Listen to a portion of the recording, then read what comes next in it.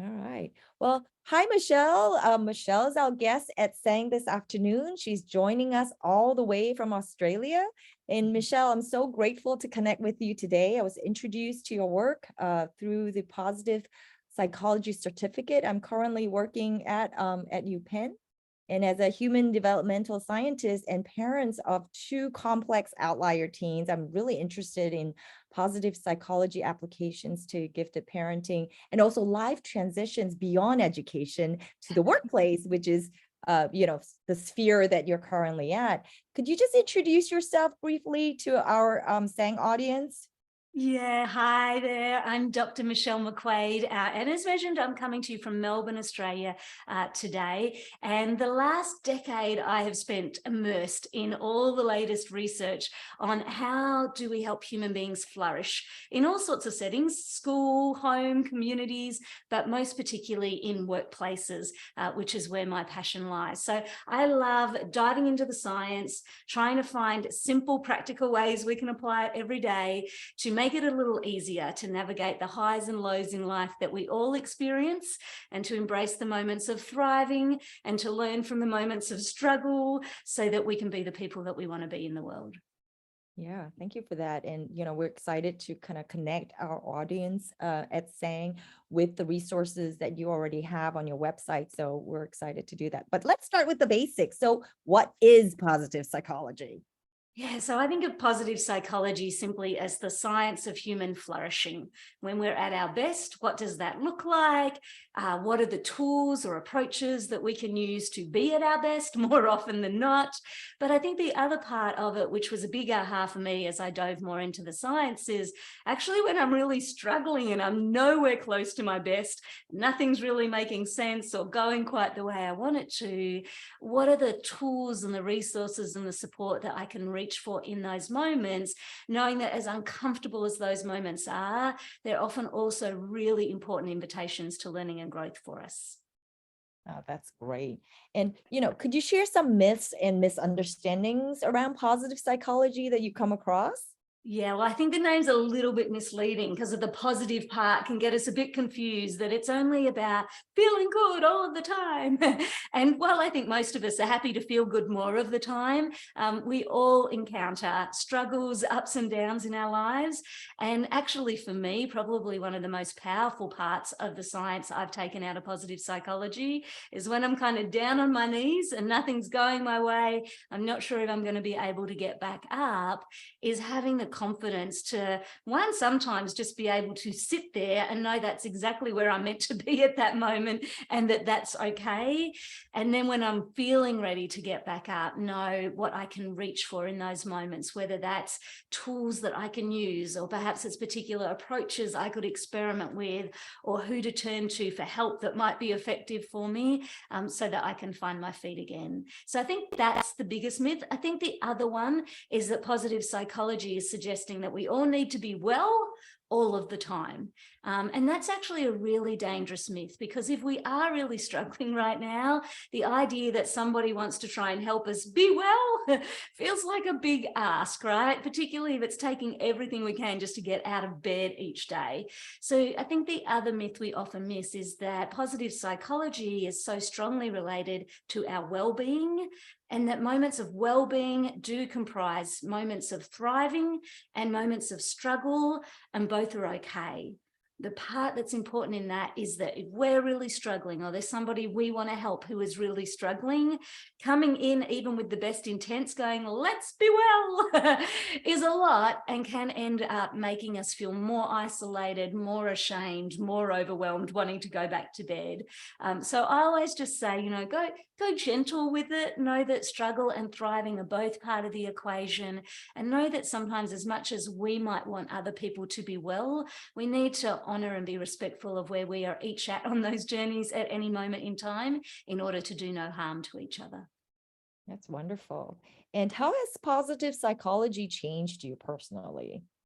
Yeah, well, when I went into the programs that you're doing study in as well, Lynn, I really thought I was just going to learn the science of happiness. I just wanted to be happier more of the time. If I just did this degree, I'd know the secret to happiness, and the rest of my life would be easy breezy.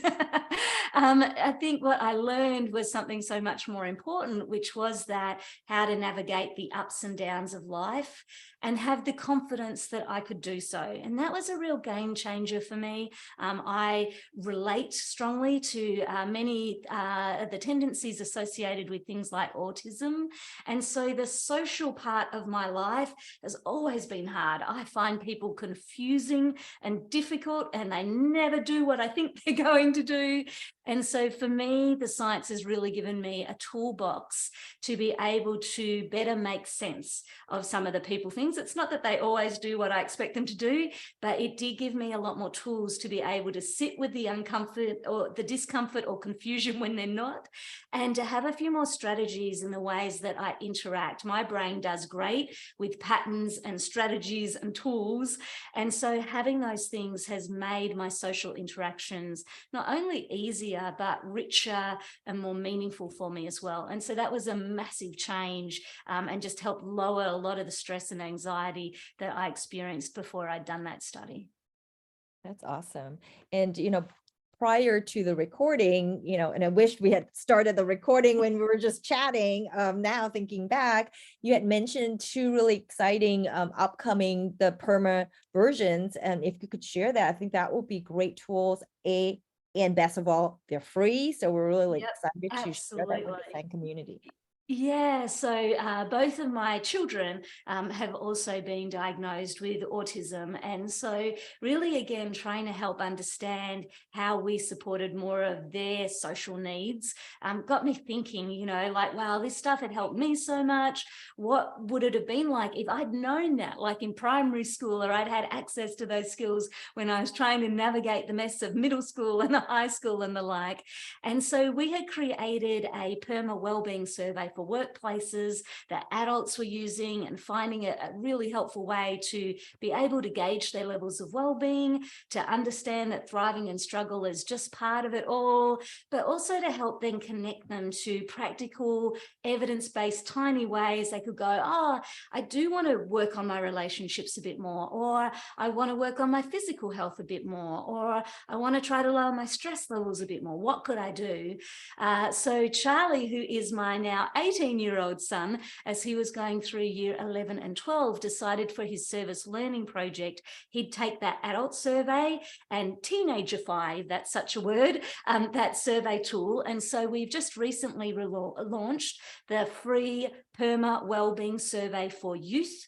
And you can go to permasurvey.com, and maybe Lynn, we can put the link with this video to make that easy for people. It's completely free. Your teenager can do it. They immediately get a result with their report, and they also get a little wellbeing plan of a whole lot of evidence-based ideas that they can experiment with, that Charlie helped put all of this together out of the science. We've had more than 500 people do it since we launched 2 weeks ago. They can share their results with you, or they might want to keep it for themselves. It's really aimed for kids sort of 12 years and over. But we are at the end of February 2022 launching a kids version for kids who are under the age of 12. And we've worked with a group of amazing school students in year 6 to create this survey, so that the questions and the reports are all gauged for them. We do recommend with that one that perhaps as a parent you do it with them, or they might do it in their school class, or they might do it as part of sporting clubs or youth groups, scouts, things like that. But that an adult does help them look at it. They can take the survey themselves if they can read. They'll get their report straight away with lots of helpful tips that other kids their age have put in there. But again, figuring out what well-being is and how we care for it can be hard even for the most old of us. So helping those younger kids have a bit of a chat about it, we highly recommend. So it can be a great tool for families to use together.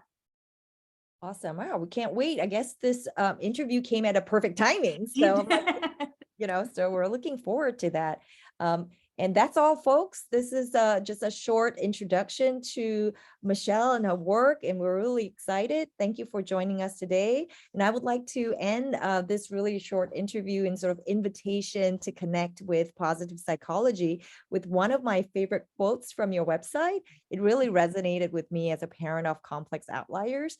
Even the darkest moments can bring lessons of light if you're open to them.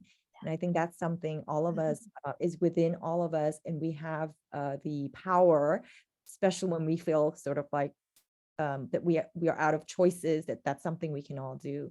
Yeah.